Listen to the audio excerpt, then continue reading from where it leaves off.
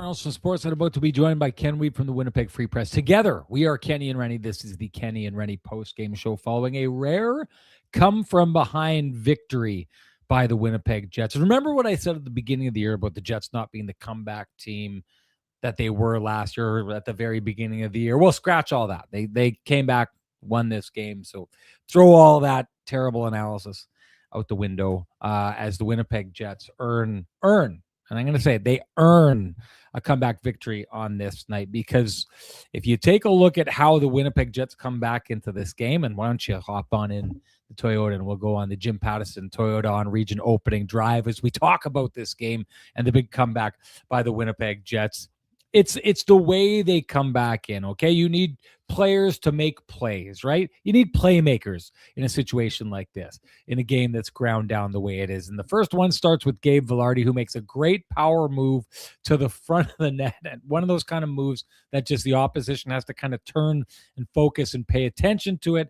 And once you do that, it allows other players to, kind of capitalize on the lack of focus. And it's Cole Perfetti, who had a good game for the entirety of this game, who gets inside, goes to the front of the net, like we had talked a little while ago about what you needed to see from Cole Perfetti a little more often. He goes to the dirty area, gets that goal, and then it's the next goal. Now, listen, I know a lot of people are not, or maybe hot at my take of a couple games ago and the New Jersey Devils game and the kind of offense that the Jets got there, that I thought was very much just based on the idea that the New Jersey Devils were breaking down over and over again.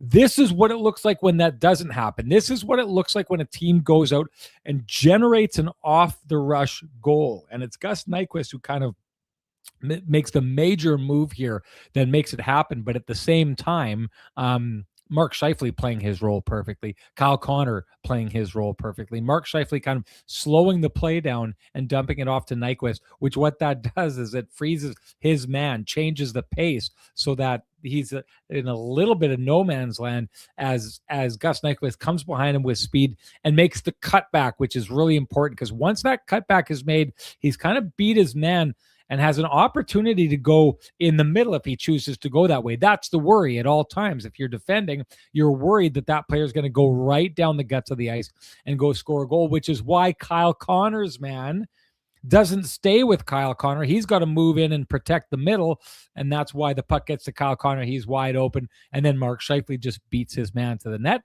Quite honestly, Gus Nyquist's move kind of hypnotizes Mark Scheifele's man and gets him looking in the wrong direction as Mark Scheifele makes a beeline to the net, and boom, it's in the back of the net. You make a play, you win a game. That's how it goes in this.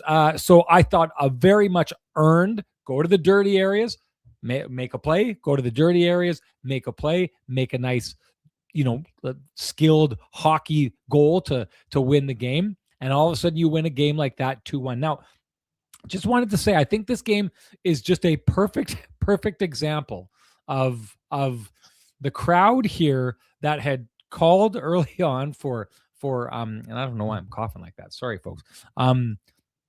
For the crowd that called for Scott Arniel to adjust, to change his system, to do all this stuff on the fly, right? The do something crowd, right? This is what that looks like.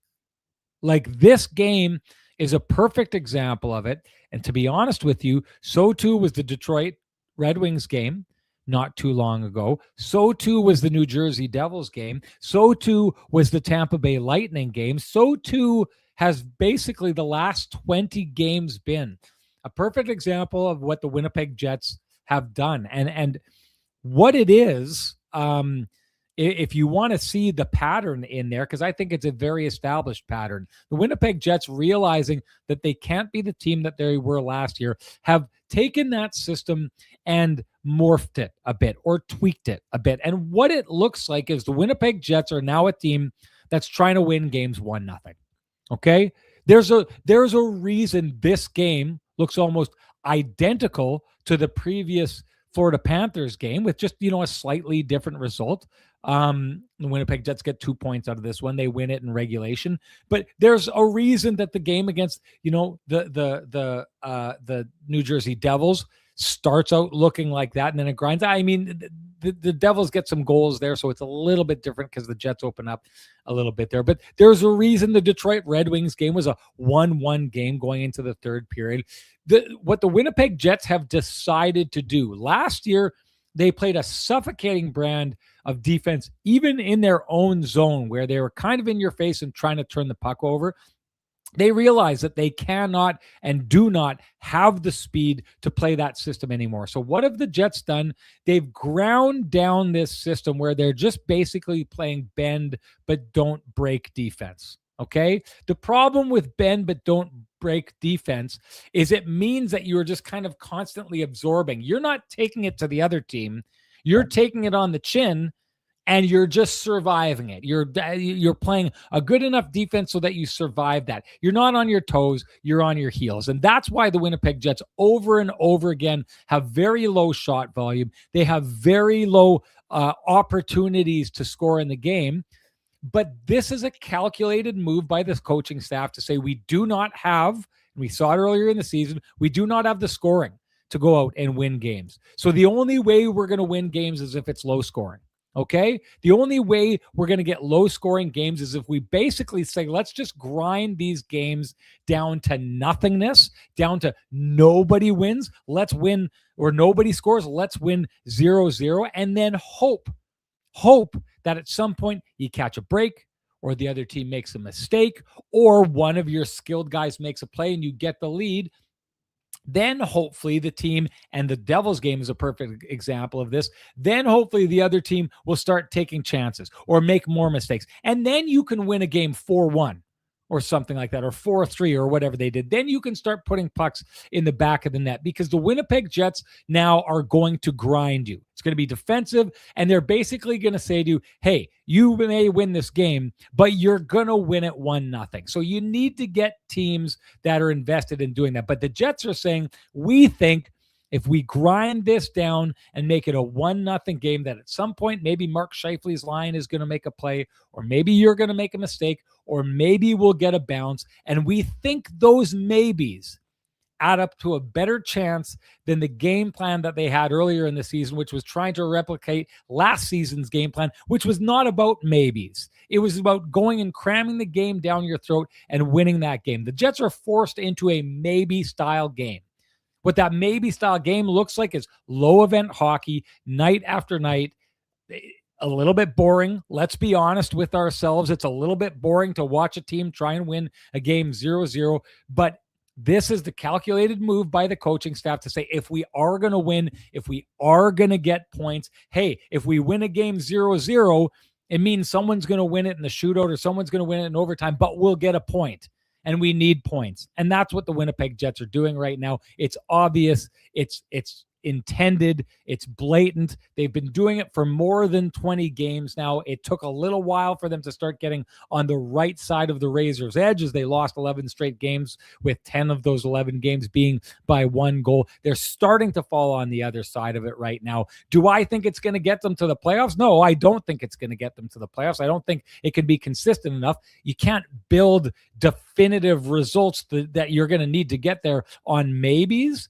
But I think it's honestly as good as the coaching staff can do with the roster that they have.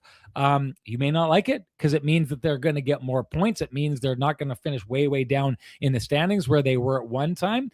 And you're probably not going to like it because I don't think it's going to get them to the playoffs. I strongly believe it's not going to get them to the playoffs. This, to me, is a path to the mushy middle. But for all those people out there who said to the coaching staff, well, do something, tweak. I've said it before. I'll say it again. Coaches just don't rip up their game plan and invent an entirely new one in the middle of a season. But this is one that the Winnipeg Jets took what they did last year. They've tweaked it. They've tweaked it in a way where they're not going to score like they did last year. They tweaked it in a way where it's going to be low event hockey from here on in, folks.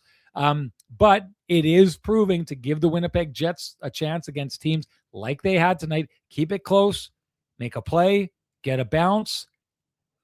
capitalize on a mistake, and you could win a hockey game. And that's how the Winnipeg Jets are winning hockey games as of late. That's my take on the whole thing. And that is the end of the Jim Pattison Toyota on Regent opening drive. And this one is the last one that we're going to read out for the month of January, because the calendar is about to turn. And of course, this January, it's time to Toyota, Jim Pattison Toyota on Regent. Finance the new 2026 BZ XLE all-electric SUV from $158 weekly for 60 months at 1.49% with $5,599 down payment. But hurry, the offer ends February 2nd. Visit Jim Pattison Toyota on Regent for a test drive today. All right, time to bring in the man with the best music in the business. Here comes Kenny.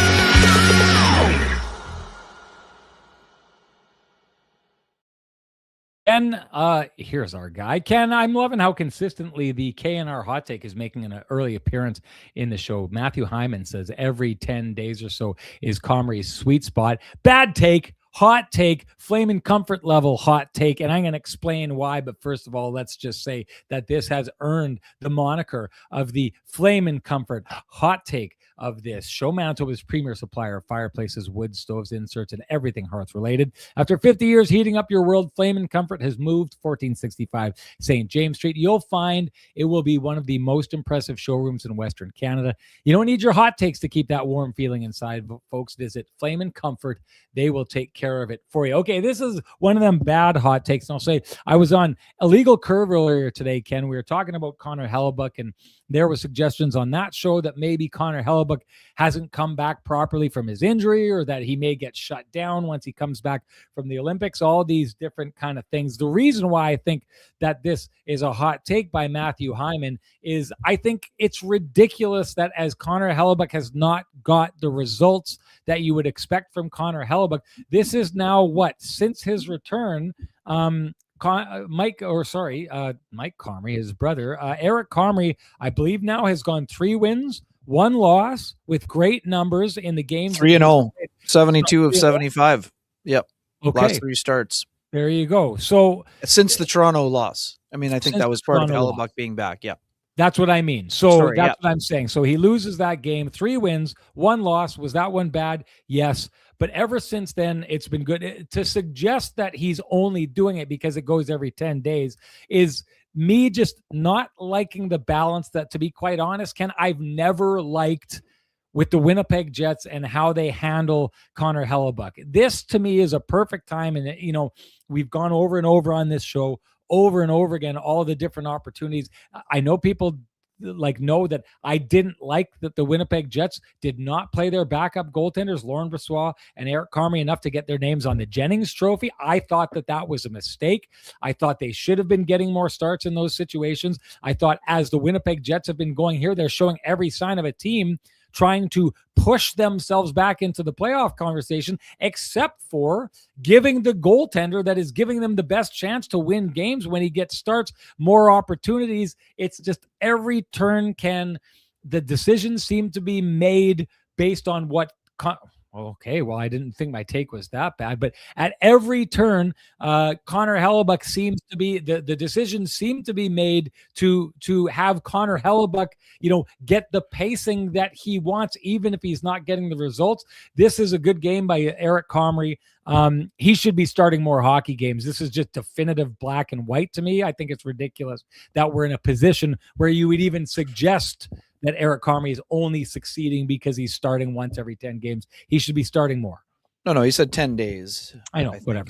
Whatever. Yeah, again, I think Eric Comrie deserves a ton of credit for his ability to bounce back after, there were tough times during the stretch where the Jets weren't winning a lot and Hellebuck was out. But yeah, I mean, we've talked about this a lot. I mean, this was going to be a year where Comrie was probably tracking for 25 to 30 starts. But now those numbers are obviously going to be higher because Comrie already has 19 through 54 games, partly because of that injury. I mean, I'm not willing to go as far as you are in terms of, Comrie's definitely doing a great job for sure.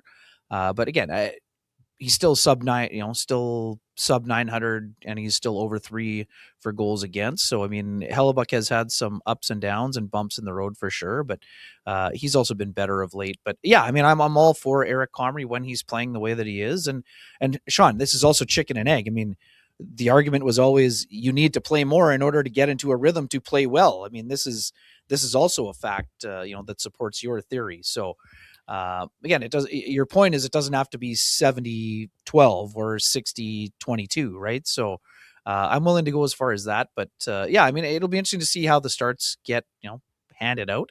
Hellebuck had gone 4 in a row, and Comrie was going to get a game before the break. We weren't sure if it was going to be this one or Wednesday against Montreal. But yeah, I mean, Eric's also, depending on how heavy Hellebuck's workload is at the Olympics, I would think Comrie's going to get one of the first 2 coming out of the break as well. And it's deserved. I mean, Eric, by his own admission, went through a tough patch. That Toronto game had him pretty down in the dumps. But today in the postgame, Sean, he talked about the ability to kind of put himself back at ease. He admitted he was trying too hard. And again, it's natural for a guy in that situation.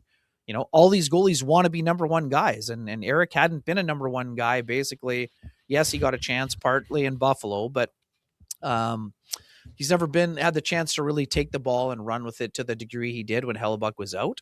The results weren't exactly what he wanted. And we've talked about it. The environment in front of him was also not great. So the fact that he's come back and done a really nice job of stabilizing things is a testament to the hard work that he puts in for sure. I think it would be ridiculous, and I'm not saying that you're saying this. Some other people out there, though, will take a look at this and be like, they use that stretch of hockey against Eric Comrie to say definitively that he failed the Winnipeg Jets when his winning percentage, I believe, was higher than Connor Hellebuck since his return. I mean, at one point, I don't know what it is now. I think it's 5 wins in 20 games for Connor Hellebuck since returning. Maybe it's 6 wins in 21. I'm not sure what it is, but it's about there. It's not good. And this goes back to a point I belabor and I make over and over and over again. No one would stand up and say, well, Connor Hellebuck needs to be better. Hey, this is on Connor Hellebuck. And everyone would rush to say when Connor Hellebuck was gone, man, it was terrible with Eric Comrie in net. When the results have not been there for Connor Hellebuck since he's returned, and no one is saying or pointing in his direction. Ever since that's happened, Eric Comrie has come in, done his job, been the guy that's got them, the victories that they've been looking for, has looked good outside of that Toronto game in all of the games that he's played, is making a difference. Tonight, he's a difference maker in this game once again. He deserves more of a shot than he's getting. Yeah, and I like I said, I'm fine with that. I just also I'm not here. I'm not ready to say, and you're not saying it either. I don't think this is a 1A 1B situation. I mean, if you want the number to be 25 or 30, yes, I think that makes sense, and I think it also would help Connor Hellebuck be better. Despite despite the pleas of saying, we know he can handle the workload, but it also may help keep him fresher. And I mean, Sergei Bobrovsky is a great example. And Sean, I think one of the things that I just saw, and I don't think we talked about it here, but talked about it on the pregame show. I mean, Andrei Vasilevsky has returned to Vezina form, Sean, and it's not because he's made 50 starts or 45 starts. He'd made 34 starts this year, the same number as Connor Hellebuck. So a slightly reduced workload for goalies, 30 and over, it makes sense. But again, I also think that, I think we're good on this point and ready to rock. No doubt. Ken, I forgot to tell you, just what a dapper young man you are there. Was in your hometown of Altona. Yes, how did it go? I don't know. I wanted to go break into the high school and look at your graduation photo and stuff like that, but the security guards wouldn't let me get in there. I was like, good-looking guy. Ken Senior's not home this week, so you could have stopped by the house for a hot tub, but there you go. He's in Mexico this week. No doubt. Anyways, looking good, my man, as always. And of course you do, because you headed on down to Vittorio Rossi, which you folks should be doing if you want to be sharp dressed like Ken is. Head on down there, walk in, loudly proclaim Kenny and Renny sent you, ask for Frankie and the boys, and they will do you up right. I was going to, let's just dive right into this quick one here before we get back to the Jets and what they did well tonight. Waiter says, is Renny ready to pronounce the Florida Panthers dead this season? Now, the one caveat I'll put on this when it comes to the Florida Panthers is that they sit the team that's just outside of the playoff line. They don't have to have as many teams fall apart in front of them. So really, from where they sit, if they can get on a roll, they need one team ahead of them to fall apart. They need the Boston Bruins to kind of fall apart like they did a little bit earlier. Buffalo, which I don't know, the way Buffalo is playing, you kind of don't see it. But all that said, waiters, I'm not sitting on the fence on this one. I am. I'm ready. I'm watching that team play. I'm watching the Florida Panthers play. They're 8 points out now. I know that they've got a game in hand, but I don't know. The numbers tell us that they shouldn't be able to get back into this. They would have to go on one heck of a heater, and it's risky. I don't see it as being risky saying the Winnipeg Jets are out because, like I said, there's too many things going on. Hey, the LA Kings won in overtime tonight. They've now won 5 of their last 6 games. It's just another one of the teams that the Winnipeg Jets are chasing that are on a heater right now, and you've got 5 of them that if 2 of them do well, continue on a heater or do well, the Winnipeg Jets just aren't going to catch them. That said, I've seen enough from the Florida Panthers. I've seen too many games like this where Florida just, in this game, Florida looked to me too complacent to win this game 1-0. They didn't look complacent. They didn't look like they were trying to go out and get that next goal. They looked like they were going to sit on this one. It's the same thing that I saw from them in their last game against the Winnipeg Jets. And what I'm seeing from the team is one of those teams that is just so used to things turning out right for them, like it did the first year that they made the playoffs, right? Teams falling apart around them. The Pittsburgh Penguins falling apart, losing 3 of their last Chicago. 4 very beatable, opponents, right, and things like that. To me, at some point, you get into this rhythm and you think it's just going to work out for us. And because you think, things always work out for the Florida Panthers, well, maybe, just maybe, the effort isn't where it's supposed to be. So I'm ready to say that. I'm nowhere near as confident with that proclamation as I am with the Winnipeg Jets, but I do think the numbers tell us things are going to be really tough there. There's a team like, Rick Bowness and the Columbus Blue Jackets coming on. So, I mean, maybe there are going to be some other, kind of crowded in the kitchen kind of situations going on there. It's going to be tough for the Florida Panthers. And honestly, this team, I know they've lost some guys. Maybe Brad Marchand will come back, but the amount of time guys are lost to injury, I don't think you can expect them to look top of their game. Matthew Tkachuk hasn't looked top of his game for me since he's come back. And this team is just, if you wanted to proof, the proof in the pudding of them constantly talking about Sasha Barkov being their best player, this team isn't the same team without Sasha Barkov. It just simply is not. So that's why I'd go in that direction, Waiters, even though I'm not as confident as I am with the Winnipeg Jets, but I'm willing to put my name on it at this stage. You, Ken? I'm not. No. Again, they're in a tough spot. It's an uphill climb for sure. But I mean, to me, any team, I think they're going to get Marchand and Lundell both back in the near future here. Obviously, the injuries are tough. I also, we've seen what Bill Zito has been able to do at deadlines. So to me, I think that there's still, and again, their season is on life support to a degree for sure. But any team, I mean, we saw Sergei Bobrovsky, pretty solid in the game today. But again, we talk about goaltending and numbers. Sean, numbers don't always tell the story. But for Bobrovsky, 308 goals against and 874 save percentage. Those are not potential Conn Smythe type numbers that we've seen from him in the playoffs either. So, anyways, they're in a tough spot for sure. But I still, the Buffalo Sabres have put together an incredible run, Sean. But this is a team that also has to do it when the lights are on. And again, they've got like 20 wins in their last 24, so they should be good. But again, they got to do it down the stretch, and Boston's going to have to do it down the stretch as well. I think they are well positioned to do so, but we'll see what happens. Yeah. Okay. Moving on and getting back to the Winnipeg Jets. It seemed to be a pristine roofing wake-up call for Cole Perfetti on this night. It was a big topic of conversation this morning for me, both on the Jets check-in and the Illegal Curve show. I know we've been talking about it on this show, but looks like he heard the conversations and got a little bit of the pristine roofing wake-up call, which you know what that means. Time to give North End Rick the pristine roofing wake-up call at 204-981-6289. He's the guy you want down at your place for all your roofing, siding, and exterior needs. You can also call Pristine Roofing directly at 204-237-7663. Give your home the Pristine Roofing and Siding wake-up call. You will be glad that you did. Ken, what did you take away from Cole Perfetti's game? Yeah, awesome game for Perfetti. He had a big hit at the blue line with, I think, Uvis Balinskis.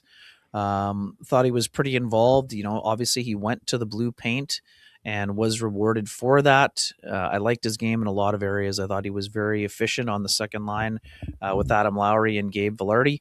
I thought he did a nice job in his touches on the power play, and even before he got the goal, great chance on the power play off the post. I think that was in the second period, or might have been late in the first. But either way, I thought Perfetti, was strong in this game, Sean. And again, we've talked a ton about maybe Perfetti being one of those guys that could benefit most. There you go, from a Olympics reset or rest for him. I thought that he was moving his feet well. I thought his puck decisions were sound, and I thought he was getting a little bit more involved physically, which again, his own language, not ours. Prick Fetty, that whole idea. I thought he was more, he's using that element of his game a little bit more. So that was important for him also. It's the one thing that makes me like when fans go and they'll talk about a player and they'll just be like, they just need to give more effort. They need to do this. They need to do that. And sometimes I think it's like overly simplistic thinking. This is Cole Perfetti looked exactly like what he said out loud last year that he needed to do to be a better player, and then went out and became that better player doing those things. And I found it kind of fascinating because when you actually saw and you kind of remembered the whole Prick Fetty mantra, and then you saw him kind of engage in that tonight, and it just made me think, like, where has this been? Like, I'm a huge believer in the idea that, and I think going forward, it's still going to be the case. He's not going to be able to be the player he was last year, because I think the player he was last year was benefiting off of being on a line with Nikolai Ehlers. And I think one of the things that has really affected the Jets this year is the Nick Ehlers effect, and the way his speed backed players off. It really has exposed a lot of players who were riding, surfing in his wake in this situation. But all that said, regardless of that player being there a lot or not, it doesn't change the fact that he found success going to the dirty areas last year. Again, the Manitoba Miracle takes place right in front of the net, right where Cole Perfetti found success last year. And that's where he goes and gets that goal tonight. On top of it, he goes and he's, that's one of the things I think we talked about, Ken, the board play that we saw from him last year that was so impressive. We hadn't seen much of an example of it this year. And I don't know if maybe he was a little slow, a little bit behind it, wasn't able to get there, but we were not seeing any of those examples of kind of the battle level. And then it's one of these things where, and I'll bring him up because I kind of feel like bragging about him. My guy, Dwighty, who I played hockey with, when we played hockey, every once in a while, a game would start out and Dwight would be a little sleepy, and then he'd get blown up by someone. Like, no one got blown up by like Dwight. Dwight didn't blow up a lot of guys, but he'd get blown up, and then he would proceed to have an all-timer game. Like, it would wake him up and he would get going. Something about that physical engagement woke him up. And to me, Cole Perfetti goes out, throws some hits, and it seems to wake him up when he gets into that. Now, I know it's tricky because he's not the biggest guy, and if you're going to play an entire career going and battling guys bigger than you, it's probably going to catch up to you at some point. I'm not saying do it all the time, every shift, but if you're getting into the game and you're kind of getting in the middle of it and pissing the other team off like that, nothing pisses you off like a little guy on the other team getting in your kitchen. It drives you nuts. So he's got the ability to kind of get guys off their game. That seems to get him going. When you get dirty there, it's I don't know, mindset thing. I think you get to the dirty areas a little bit more. It would be a lot easier for Cole Perfetti if he kept playing that style game. I think it basically, when he does that, it puts a little bit of a magnet inside of him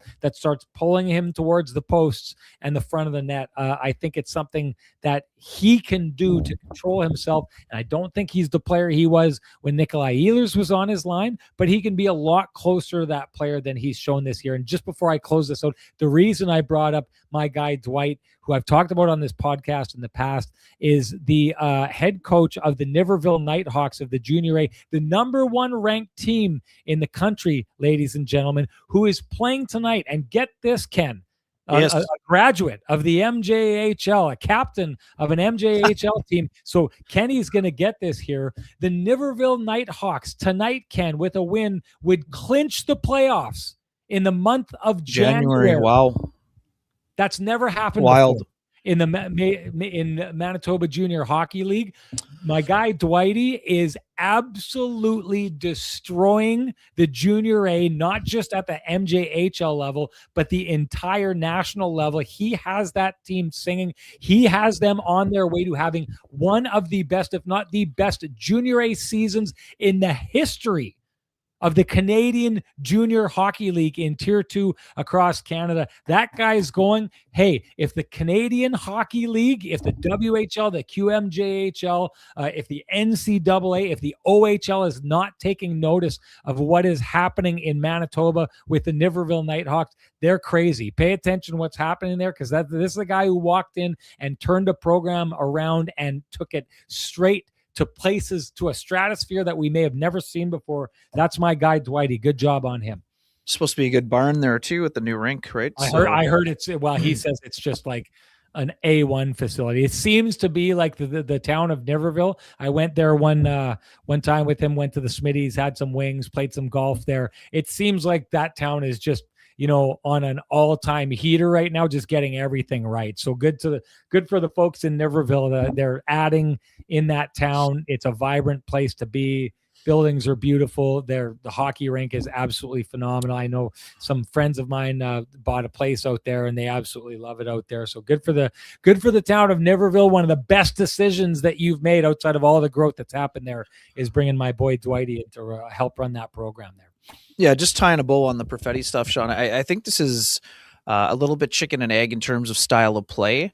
I've mentioned this before, and I know some people are annoyed by it, but it's reality. When you have a high ankle sprain, it makes it difficult to be overly physical because any kind of rolling of the ankle, whether you're giving or receiving a hit, Sean, and to your point, when you are wanting to be that player and agitating by throwing the body around, you also attract more attention when it comes to being hit, right? So I think that he's feeling stronger and stronger in terms of his health. And like I said, I think that Cole is going to come back really energized from the Olympic break. I think that healing time where, you're not playing a game every other night, playing 16 games in a month will be beneficial. Again, Cole's not a burner. We know this, but I think there's been it's obviously been a factor in his season. We know his offensive numbers aren't what they were projected to be by him or by the Jets or by you or I. But, again, there's still part of the season that Cole's going to be able to salvage. But, I mean, the reality is he's not going to be fully healthy until next fall. So in the meantime, to your point, Sean, if he plays more games like today, where he's involved physically and agitating and stealing pucks and being hard on pucks around the boards and down low and getting to the blue paint and finding a rebound after Gabe Velarde drives the net after a really good play by Adam Lowry to chip the puck past on a bad line change by the Panthers, you're going to see a more productive Perfetti. I mean, we're also seeing it. I mean, Scott O'Neill is seeing those things too, because he had Cole Perfetti back on the top unit where Jonathan Toews has been for a good stretch of time here. Let's just touch on, because it's been brought up in there. Talk quickly on where you think Jonathan Toews' game is at after kind of being on fire for a while. He seems to have progressed more towards where he was at the beginning of the season as of late. Yeah, it's dipped. I mean, there's no doubt about it. I think there was, he came out of the break playing great, and with the volume of games ramped up again, Jonathan now it's what 1, 2, 3, 4, 5, 6, 7, 8, 1 assist in 8 games. So I mean, for a guy who was scoring and chipping in assists with with a lot of regularity coming out of the break, the offensive well has dried up a little bit. So I'm still seeing effort, but yeah, I mean, this is similar. When the volume of games got higher, it's natural that it's harder for a 37-year-old to be a consistent point producer. And like you said, Sean, I mean, and what we saw with his legs came back out of the break kind of rejuvenated, and I don't think he's skating necessarily as well as he was coming out of the break. So again, I think he's going to benefit from the 3-week break also. But yeah, I mean, the Jets need him going. I mean, we saw that the Jets were playing a lot better when Toews was, handling those second line minutes and, providing essentially second line production. So, yeah, I agree with you. I do think that the break is going to be good for him. I think it's funny because I had the conversation on the show, the time off that he had at Christmas time. At first, when I saw the way he was playing coming out of the Christmas break, that's what I attributed it to. It seemed to last a little longer than just the simple for sure bump that you would get from the 5 days off. But I'm starting to kind of talking about regressing, I'm starting to regress back to that take a little bit more, that what we saw was, an older player that's body takes a little bit more time to heal up and to get back to where it needs to be. It's starting to look like that. But if that's the case, I can only imagine what an entire month is going to do for that player. So I would suggest I'm ready to kind of say that I expect coming out of the Olympic break, we'll see a pretty darn good version of Jonathan Toews that's going to have kind of the residual effect going forward for, I'd say, 3 to 4 weeks, maybe a full month. Getting into the question becomes, can he carry that right towards the end of the season? And if the Winnipeg Jets were to, by some miracle, make their way back into the playoffs, right, would he be ready to go for the playoffs coming through that grind? The other interesting part, they got 16 game month of March too, right, Sean? I mean, that's the thing. So he's going to be benefiting greatly coming out of it, but can you sustain it for that length? It is a grind. It's a meat grinder. And to your point, Ken, you talked about it earlier on, the potential for, maybe someone to pick him up at the trade deadline if the Winnipeg Jets decided to go in that direction. And if he wants to go in that direction. Yeah. Hey, he didn't score, but Gustav Nyquist did play a big role in this game. Didn't score. You, however, folks, can score a great rate with Cambrian Credit Union. Getting a mortgage doesn't have to throw you off your game. While you focus on home sweet home, our friends at Team Cambrian Credit Union take care of the mortgage part with their low rates. Whether you're looking for a new home, renewing, or making the switch, Cambrian is your mortgage MVP. They can help make the next season of your mortgage path easier and help save you money. Now, that's what we call a win. Head to cambrian.mb.ca/rates for more. And speaking of calling it a win, it was a real big win for myself and Mrs. Renny, who went and took the next step in our mortgage journey. They couldn't have made it easier. Started with a phone call, was all wrapped up by, I think, 10 a.m. the next day. That's how simple it was. And we couldn't have been happier with the process, Ken. We couldn't have been happier with the options that they opened up for us. So I really think that, if people are looking for that, Ken and I are both extremely happy customers with Cambrian Credit Union. You should give them a try. And see what they can offer you, because I was surprised by what I was offered and how they were taking care of me. Can you give Sweet Lou a shout out, Ken? You bet. For folks who have realty needs you'd like to have met, buying, selling, curious what that house in the corner might be selling for or listed at, contact our main man, Lou Ferlin at Royal LePage Dynamic Realty, 204-791-9971, or at the office, 204-989-5000. His email is lou@louferlin.ca. That's LOU at LOUFURLAN.ca.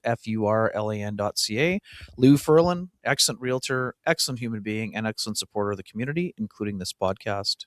All right. Blake Grist says Gustav Nyquist was showcasing his game for his next team. I don't know about that. I will say this. What maybe impresses me most, we all knew that Gustav Nyquist had skill. He pulls that off here tonight. Once for me isn't enough. You got to do it. If you're a skill guy, what makes skill guys great is their ability to do it over and over and over again. But one thing that I will say and give credit where it's due, Gus Nyquist, who has been in and out of the lineup more often than in as of a long time. There's pride that's involved with this. You have to understand that players who saw themselves as a certain player, when they get to the point in their career where they find themselves being healthy scratched, where they can't get into a lineup, that's a real hit. And it's kind of has the potential to kind of have you question yourself as a hockey player, and sometimes your identity, because your identity is so tied up with being a hockey player that if you're a hockey player that suddenly doesn't feel valued the way that you used to be, sometimes it messes with your identity, and that can make it harder and harder to perform. The one thing that I thought I saw from Gus Nyquist tonight, Ken, was a player that was able to get out and give a real solid effort and a spark over and over again. With the effort that he provided in that game, gave a spark to a team that needed something. It needed something to spark them, get them over the top in the third period. He ended up being a huge part of that.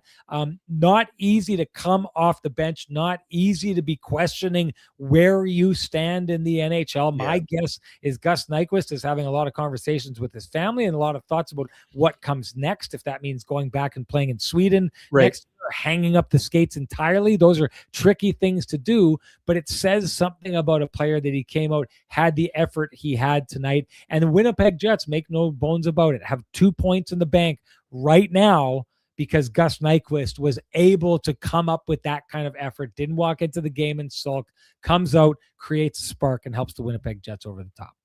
Yeah, and if we still had a lamplighter promotion, Sean, I mean, this is one of the nicest goals the Jets have scored this year. Yes.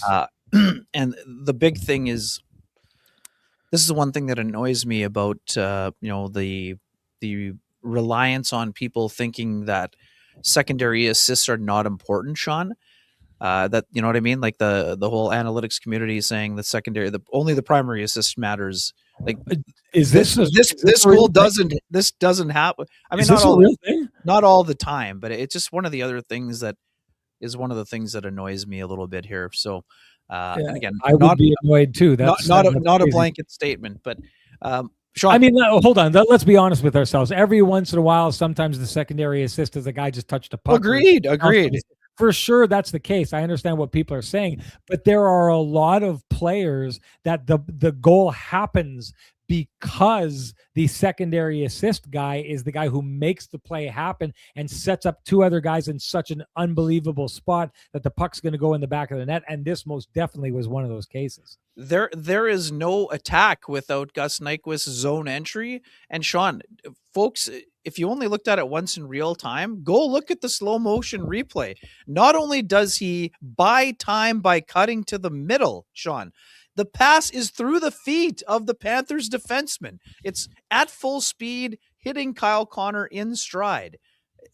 Balinskis is a big guy, I think like 6'4". He found a little minute area between his two skate blades after cutting to the middle. It was just an exceptionally smart play where the vision, the passing, the skill are all on display. And Sean, to your point, that's the type of play that Kevin Cheveldayoff, Scott Arniel envisioned him making, a lot of times this year, more times than 9 helpers worth. But you have to give Nyquist credit for all the things you just mentioned.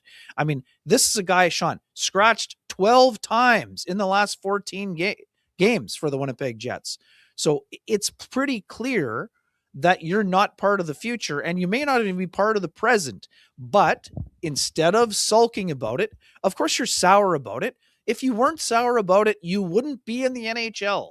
But you can't be hanging your bottom lip, and you can't let your frustration drag down the room, especially at a time when a team is fighting for its playoff lives, however slim those chances may be. So I agree with you. I thought it was a strong effort by Nyquist, some smart puck decisions. He's a responsible defensive player. He's out there killing penalties. Nobody more frustrated than him, but he still showed that club is in the bag. It's just something that he's going to need to do it a little bit more often here before the deadline. And to Blake's point, Sean, Nyquist is a guy who has been traded for at the deadline before. And what we know about human behavior is that when general managers don't get their first, second, or, sometimes third choice, they go looking for guys like Nyquist. Now, obviously, the fact that Nyquist didn't have any points, or maybe he had 1 assist in the playoffs for the Wild last year in his second time back, you can pretty much be looking at the fact that he won't be going back to Minnesota for this playoff run. But I could see a team thinking that maybe in a 20 game sample size, you might get that best version of Nyquist if he can show a little bit more in the next, what is it, 5 games now before? No, there's 4 games before the break, 2 before the Olympic break, 2 coming out. No, there's 5. No, it's more than 5. that. It's 5. The 6th. There's still 5 games coming out of the break. So there's 7 games for Nyquist to kind of maybe percent of a season almost. Yeah, right? Still a chance to show that, up to now is maybe an anomaly, and maybe there's some bad luck involved. But if you can push through, for sure. Again, 3.25 is not an easy number for a contender to absorb. But Sean, right now the Jets would be in position to retain, up to 50% of that if they can find a way to get a prospect or bonus pick out of the deal. So, anyways, and the other part of it too, Sean, if the Jets are going to try for a balanced lineup like they rolled out today, Nyquist is a guy that has that kind of brain power and skill set that can maybe work with Scheifele and Connor in small windows of time or pockets. So again, I'm not saying it's a long-term solution. And again, this is most likely a one and done for him here. Yeah. But I mean, maybe there's a team that needs secondary scoring that could see a role for Nyquist, especially because the penalty killing element is something that all teams are looking for down the stretch here.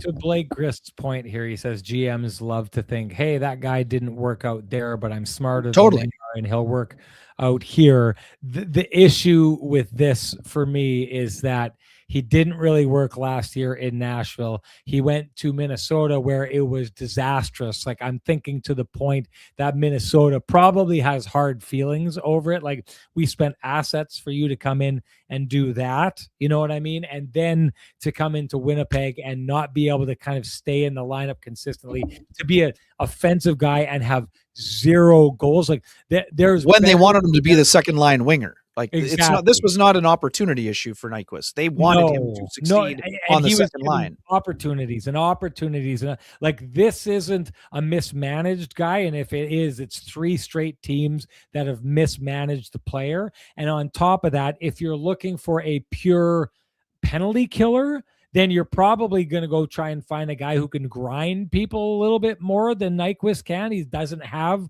that grind to his game. And because he has 0 goals, he really becomes like a player to me that it's like, say what you want. And yes, Blake Grist says, GMs love to think maybe I can do this. Now, maybe someone goes out and grabs him for an insurance marker, but the only way that's going to happen is if the cost of acquisition is absolutely minimal. Like, you're talking about a late round pick. And if you're the Jets, you should probably go get whatever you can in that situation. But this isn't going to be one of these things where, the player is going to get picked up and it's going to be something that the Jets are going to look back on and say, hey, this happened.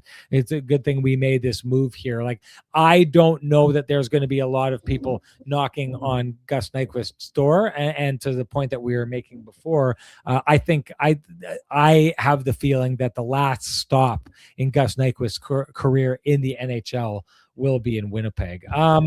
That's a kind of a overall look at what's been happening with him. Do you want an overall look at things in the city when it comes to your prescription needs, your health food needs, supplemental needs? You know what to do. Go check out the people at Myers Drugs, but you don't need to go check them out. They'll come check you out because Myers delivers anywhere in the city of Winnipeg. So give them a call if you have any of those needs. They will come right to you and take care of that business. Let's do our awards now, Ken. If we have time, we can chat about some stuff after that. But start off with the Johnston Group Got You Covered Play of the Game, which I think is a pretty obvious one on this night, maybe even game-changing.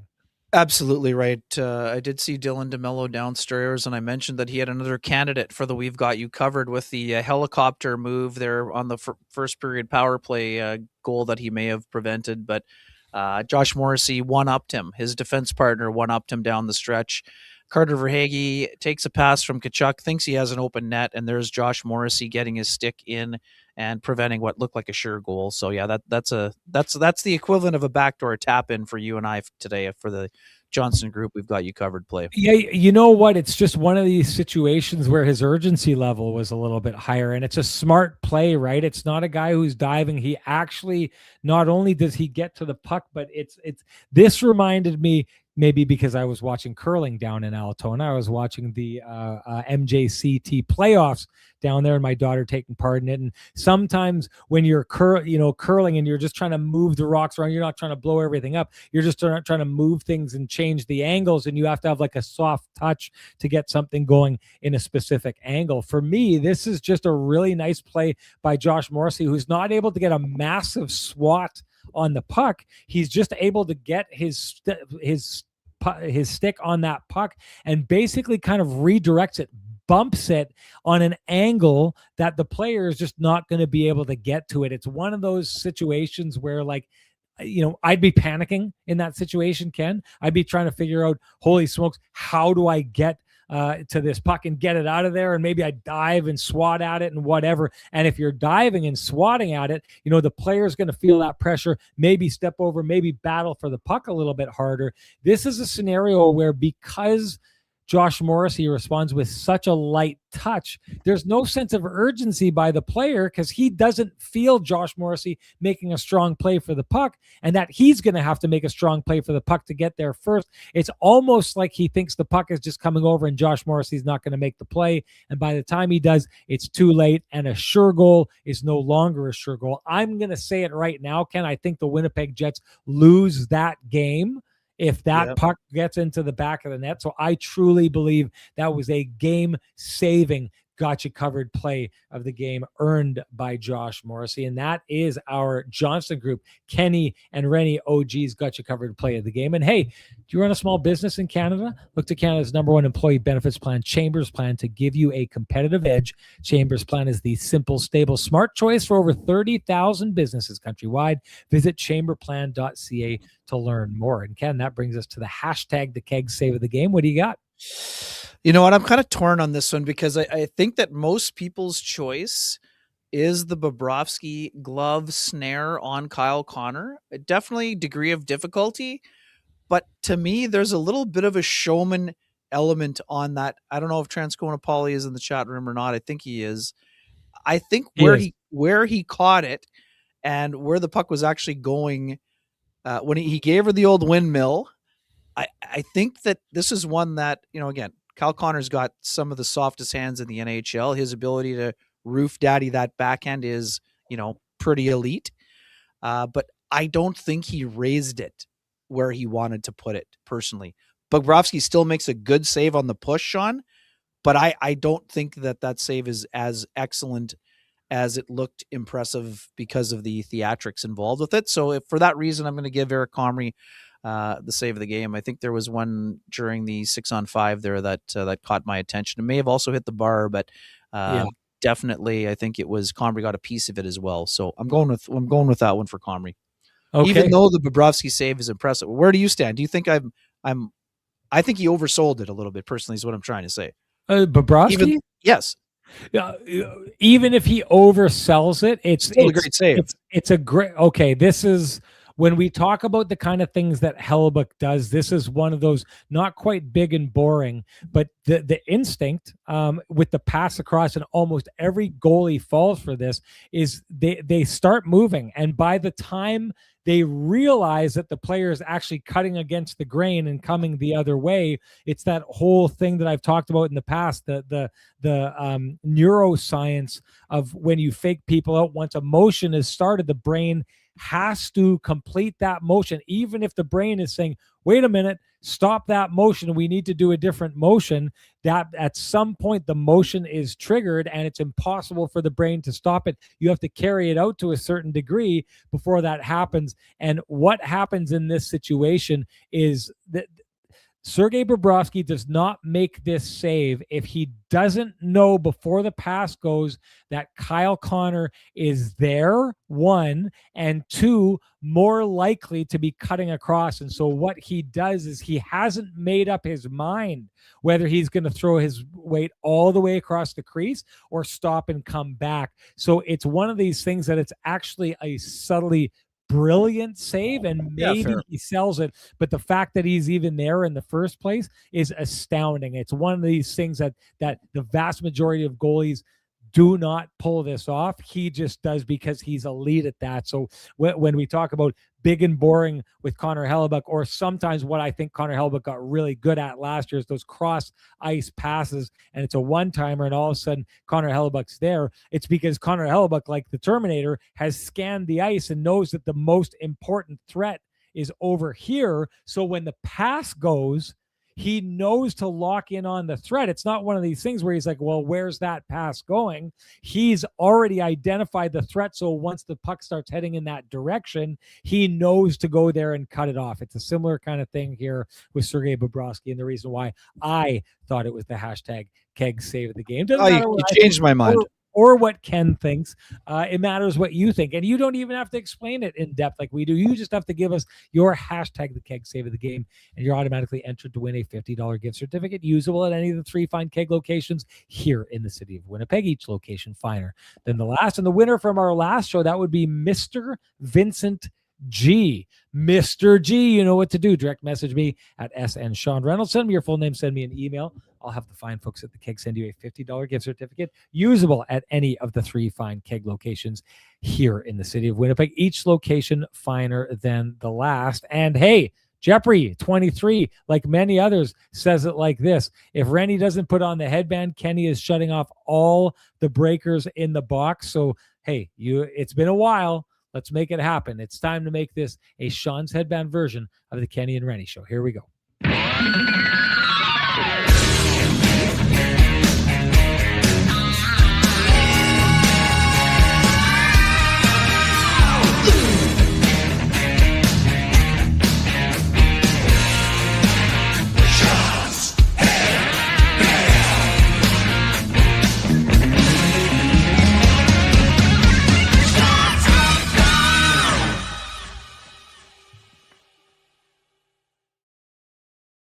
And since I leave for Milan tomorrow, all the headbands are packed away. So I had to go with the in case of emergency break glass. Well done. And for this one here, Ken, anything that you want to touch on before we do shut this down?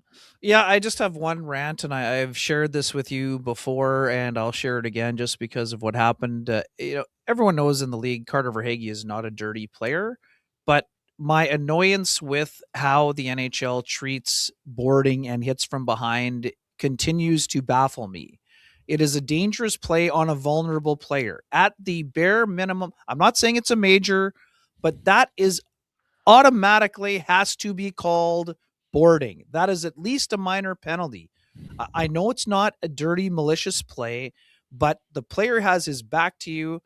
Verhaeghe put his right arm on the right shoulder blade of Solomonson, who was in a vulnerable position. The defenseman didn't turn. His back was to the player. And when the back is to the player and you finish your hit on the numbers, that has to be called every time. I want it called every time because if you don't call it, the next time somebody gets run from a little bit further and there are actual serious consequences to the player. The Jets were super fortunate that Solomonson was not severely injured on the play. And actually, it wasn't his shoulder that took the brunt of the blow. It was actually his knee, Sean. And the only reason why I know that is because he came out during one of the stoppages and tested out his skating legs.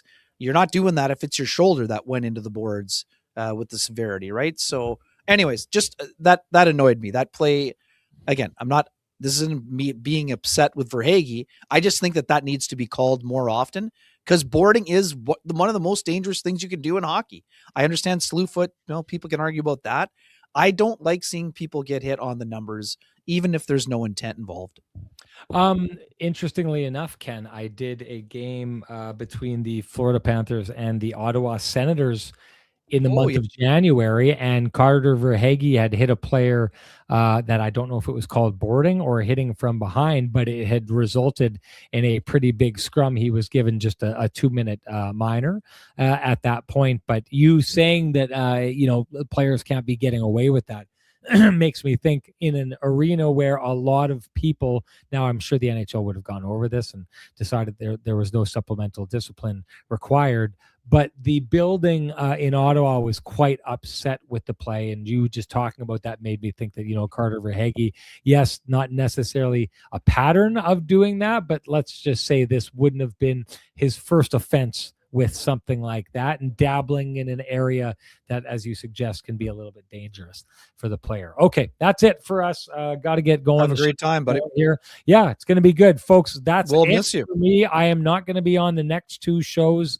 I mean, if I can't sleep and I'm up at 4 a.m. On the 4th or on the 2nd, and it works out, maybe I'll pop into the show. I'll have the ability to do so, but I wouldn't expect to see Renny not until about the 25th or the 26th, at least in the Kenny and Renny universe. So thank you everyone for tuning in. I will say this: if you appreciate the conversations happening in this space, I would implore you to appreciate the contributions by our sponsors who fight to keep the conversation going in this space. For us, that's Jim Pattison Toyota on Regent, Vittorio Rossi, Cambrian Credit Union, Pristine Roofing, Sweet Lou Furlan, Flame and Comfort, Myers Drugs, the fine folks, the Kenny and Renny OGs at the Johnson and Group, and of course, the people at the Keg. Thank you to them. Thank you to all of you.